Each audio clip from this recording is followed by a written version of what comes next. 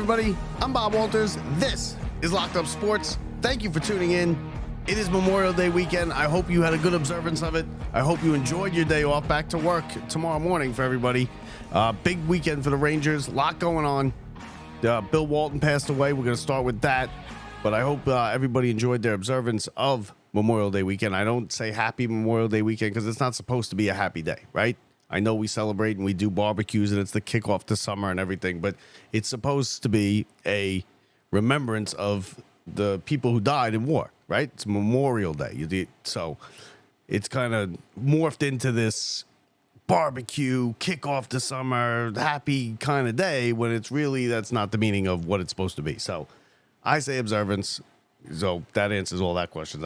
So listen, we start with some sad news. Bill Walton, the great Bill Walton, and a guy who never lost a game in college in 3 years, a guy who won 2 NBA titles, passed away, lost his battle with cancer. He was 71 years old. And listen, all you can say about Bill Walton is he was a winner, right? He won 3 straight NCAA tournament championships. He won 2 NBA championships. He never lost a game in college. His numbers speak for themselves. He's obviously a National Basketball Hall of Famer. He scored 20.3 points per game in college. Now, these are his college numbers. He 15 rebounds, almost 16 rebounds a game, 5 assists. He was a 2-time player of the year. He was a 3-time all-tournament player. He was a 3-time consensus All-American. And he won 2 NBA titles. And 78, he was the NBA MVP. 78, he was also the NBA Finals MVP for the Celtics. And the Celtics tonight completed their run through the Indiana Pacers with a 4-game sweep. But he was a Celtic. He was a UCLA Bruin. He was a broadcaster. That's how I know Bill Walton. I know Bill Walton as a broadcaster. He was, he was funny. He was smart. He was a little crazy. But throw that all in there, and he was great color commentator on the NBA games. And later, the last couple of years, he was at the color commentating for the Pac-12 on Fox Sports. I believe it's Fox Sports. So Bill Walton, dead at 71. He lost his battle with cancer. So we send our regards and our condolences to the Walton family. And he actually has a connection to the Rangers, which is weird, right? But his connection to the Rangers is in 94 when the Rangers won the Stanley Cup. The night they won, he was at the game. He was in the building. Someone thought it was weird. They asked him, hey Bill, why are you here? You know, you're a basketball guy. Are you a hockey fan? His answer was simple. When there's a championship on the line, I'm in the building. It doesn't get any better than that, right? Now the Rangers. The Rangers yesterday, they won a game they had no business winning. None. They were outplayed for, I'd say, most of that game. Again, Igor Shesterkin, brilliant. Even though he let in 4 goals, he was brilliant in the third period when he needed to be. They got a unlikely overtime winner. They coughed up a 2-goal lead in the third period. The team they just don't quit. The saying, no quit in New York, their mantra, the Rangers mantra, it's so fitting. It just works perfectly. It really does for this team. They never quit. They get unlikely heroes. You had Goodrow in game 2. You had Wennberg in game 3. Goodrow and Wennberg are your 2 overtime goal scorers in this series. Goodrow has 6 playoff goals this year. Connor McDavid has 4. Connor McDavid, the MVP, has 4 goals. Barclay Goodrow has 6. He scored 2 yesterday. Lafreniere is finally playing like the number 1 pick that we drafted. It took 3.5, almost 4 years, but Lafreniere is finally there. He got 2 goals yesterday. Still, on top of that, the Rangers, they blew the lead. They blew a 2-goal third period lead, and it was just the ice was slanted downhill towards the Rangers' net for the entire third period. Rangers got outshot 12-1 in the last 11 minutes of the third period.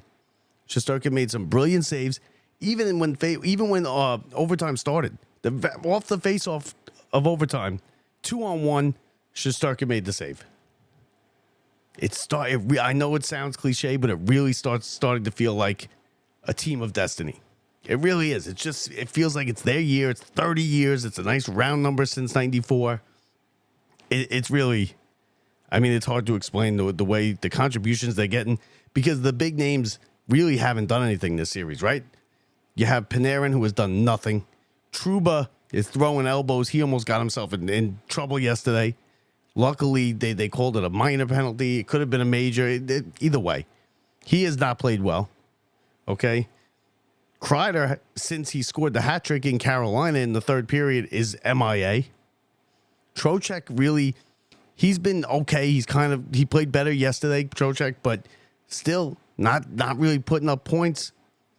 You're getting it from like Lafreniere, Goodrow, Wennberg. Wennberg, that was his first goal as a Ranger in 34 games. Since he got traded over here, he didn't score a single goal. He finds himself in front of the net, gets a deflection, and it's in on Bobrovsky. And the Rangers have a 2-1 lead. They get home ice back after surrendering it in game 1. They win a tough overtime battle in game 2. They win another one yesterday that they had no business winning. No business. They were outplayed for, I'd say, 90% of that game yesterday. And yet they found a way to win. And that's what this team is doing. And that's why it kind of just feels like it might be their year. Now, on the other side, in the Western Conference, you got Dallas, who is every bit as good as the Rangers. Dallas came back tonight. They were down 2-0 in the first period. Came back to beat Edmonton in Edmonton 5-3. A wild back and forth type of game. They added empty netter to make it 5-3. And they have now a 2-1 lead in that series. So the Rangers tomorrow, game 4 in Florida. And it just kind of feels like if they could get tomorrow, they could end this series rather early in maybe 5 games. They could just break the spirit of Florida if they could win the game tomorrow. Because Florida's got to be scratching their head saying, what are we doing? What do we got to do? What do we got to do? We outplayed them. We outshot them. We outhit them. We did everything right. We came back from a 2-goal lead. And we still can't win. We put 4 goals on the board. And we still can't win. They had 2-on-1s, odd man rushes. The Rangers scored another shorthanded goal yesterday. Goodrow got it. They have 5 shorthanded goals. 5 shorthanded goals in, how many games is it? Let's see. In 13 games. 5 shorthanded goals. Barclay Goodrow, who scored 13 goals in 82 games, has 6 in the last 13. And this is without even the big names playing real well. You know, wait, Panarin gets it going. If Kreider gets it going. If Fox gets it going. They're screwed. The Rangers could end this series. So if the Rangers could just keep the pedal to the metal, figure out a way to scrap and claw and get a win tomorrow, they'll be up 3-1 in the series, and then you could put this thing to bed in game 5. Now, do I think that's going to... I don't know. If I gun to my head, I'd say they probably won't win tomorrow. Just human nature. They'll probably take a little bit off the foot off the gas a little bit. Just because, you know, it's just human nature now. You have a 2-1 lead. You did what you needed to do. It's the same thing that I thought the Panthers would do in game 2. It turns out they didn't. The Rangers still were able to win that game. And being outplayed in game 2, the Rangers have been outplayed in all 3 games in this series. They've got the lucky bounces. They've scratched and clawed. They've got shorthanded goals. They got contributions from players you don't usually expect. And they find themselves with a 2-1 lead in the series going into tomorrow night. And I told you it was going to be like a home game. There was a ton of Ranger fans in the building. There will be again tomorrow. It's South Florida. It's basically New York South. You know? So it's going to be a ton of Ranger fans again. The whole thing with Trouba and the elbow, from what I understand, like, now it looked bad. When you watch it, it looked bad. It looked like he stuck the elbow out there. He went for the head, went for the face. Every referee that I've spoken to has said they made the right call, that it's not a major penalty, and that there was also some embellishment on the hit. So I'm going to go with that. They know more than me, but I see where Florida's pissed off and where Florida fans are pissed off, because when you look at it, it looks bad. It looks like something that you'd be like, how's that not a major, right? So, you know, we'll see how that goes. We'll see if there's any retribution from that. Hedl has been in the lineup. He hasn't been great. He really hasn't done much. They put Rempe in. He's played well. Made me eat crow because I wanted no part of Rempe in this lineup. I figured he'd do something stupid. He hasn't. He hasn't contributed offensively, but that's not what he's there for. He's there to make the big hit, change the momentum, not give up anything, not make a stupid play on the ice, and he hasn't done that. So that's worked out. Every button that Laviolette pushes in this playoff and almost the whole season has just worked perfectly. Every one. Whether it be the goaltending when Shesterkin had issues back in earlier in the season, Jonathan Quick stepped in and just played brilliantly. Whether it's the put Rempe in the playoffs, I mean, whether it just everything he's done has worked perfectly. They've stayed relatively healthy. Fox, bumps and bruises, but that's going to happen when you get to this point in the playoffs and you played this long and it's been like 7 or 8 months. That's going to happen. But everything is going the Rangers' way. They're getting every break. The goalie Shesterkin is playing brilliantly night after night after night.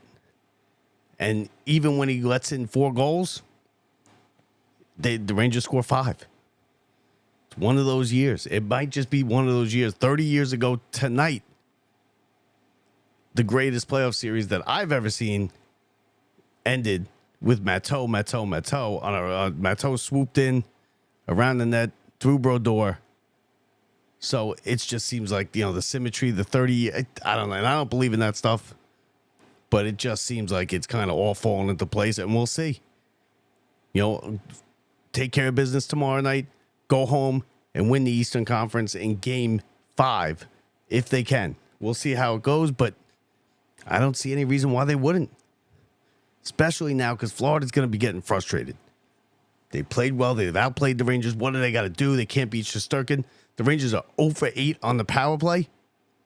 Still can't score on the power play. Still winning games. So, I mean, and being outplayed. The game 1, they were thoroughly outplayed. They lost 3-0. The next 2 games, they were pretty much almost as outplayed during those games. The Rangers played better in game 2. But still, they could have lost that game easy. And then yesterday, the game, that was all Florida. All Florida. They dominated that third period. And Shesterkin held his ground, made the saves he needed to make. The Rangers did what they needed to do, got a shorthanded goal, got contributions. Lafreniere has been excellent. So good to see him coming, finally playing like a number 1 top pick. And that's gonna be huge going forward into the future as well for this team. Coming into this season, it was like, Lafreniere, I don't know. We gave him a 1-year deal. We'll see what he could do. Last chance. And he has just stepped up incredibly during this run that the Rangers are on right now. As far as the NBA goes, the NBA, listen, they got some bad. They got bad luck in these conference finals. It looks like both of them are sweeps. The Celtics finished off a sweep tonight with a 2-point win with a no Halliburton, a limped in, a Pacers team that limped in to game 3. And the Pacers had their chance in game 1 of that series. That was their chance. Steal game 1. They had it won. They didn't foul up 3. Boston ended up winning it in overtime, pulling away. And the Celtics are just we know they're a better team. They're probably the best team left standing. And after they survived that game 1, won it in overtime, games 2, games 3, they rolled. And then last night with a 2-point win to seal the deal and win the Eastern Conference and punch their ticket to the NBA Finals.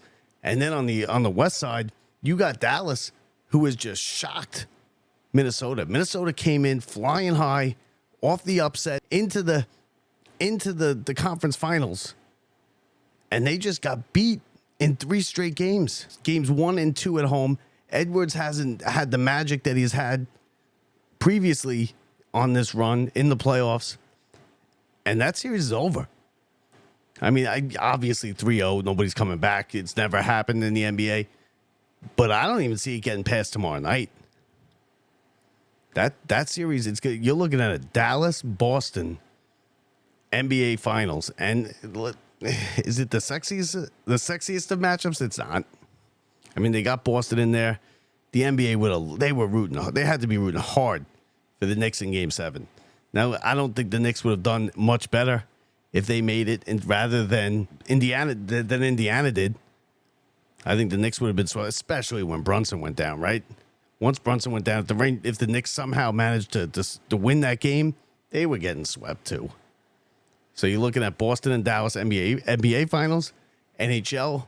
You got the Rangers 2-1 lead. You got Dallas on the other side in the West with a 2-1 lead after come from behind. Big win tonight in Edmonton. So these look like that looks like it could be a long series. If Edmonton, I expect Edmonton to win Game 4. I think the Rangers could really win this Game 4 and end this series in 5 games. Just feels that way. I think Florida's getting frustrated. Now Paul Maurice is not going to panic on that bench with his team. He's a good coach. He's a Hall of Fame coach, headed to the Hall of Fame. Laviolette obviously headed to the Hall of Fame. I just don't think they could solve Shesterkin. I don't think they could stop the Rangers because eventually Panarin and Kreider and Trocheck, they're going to wake up and they're going to start scoring goals. And then it's over. The Rangers are getting 5 goals. The Rangers got 5 goals in Game 3 without having Kreider score one, Panarin. You're having guys like Goodrow and Wennberg scoring game-winning overtime playoff goals. It just seems like the stars are aligned. And they are now 6 wins from a Stanley Cup, 10 down, 6 to go. We'll see. We might be having a parade down the Canyon of Heroes, and I hate to say it, but you know I'm going to, right? So I don't. It does, trust me, I don't have any influence on any of this stuff. We will also want to thank Scott Ojera for coming in, pick up the book. He was here just this weekend. Pick up the book, the 976-1313, the sports phone book. Like I said, I read it. You're gonna love it. Haven't steered you wrong on a book yet, so. This one's just as good as any of the other authors we've had in here. Even better than some of them. I put it right up there at the top. So that's going to do it for us. I hope you enjoyed your 3-day weekend. Back to work tomorrow. I will be going back to work next week. So you're not going to get as much of me. So, I know that makes some of you happy, right? You don't got to see me flying through your news feed on Facebook with these shorts and everything. But we'll still be here for episodes at least once a week, probably twice. So that's going to do it for me. That's it. From the Brian Gunzel Studios, we'll talk to you later this week, everybody. Rangers Game 4 tomorrow. They could really put a stranglehold on this series. Starting tomorrow, Pacers eliminated tonight by the Celtics. 4-game sweep. Celtics are in the finals tomorrow. Dallas tries to join them. The Stars beat Edmonton tonight in a come-from-behind win. They're up 2-1. Doubleheader for the Mets tomorrow after rain out today. That's it, everybody. From the Brian Gunzel Studio, I'm Bob Walters. Thanks for watching. Thanks for listening. Rate, review, subscribe, and visit our website, www.lockedupsports.net, lockedupsports.net. We'll talk to you tomorrow, everybody. I'm Bob Walters. See ya.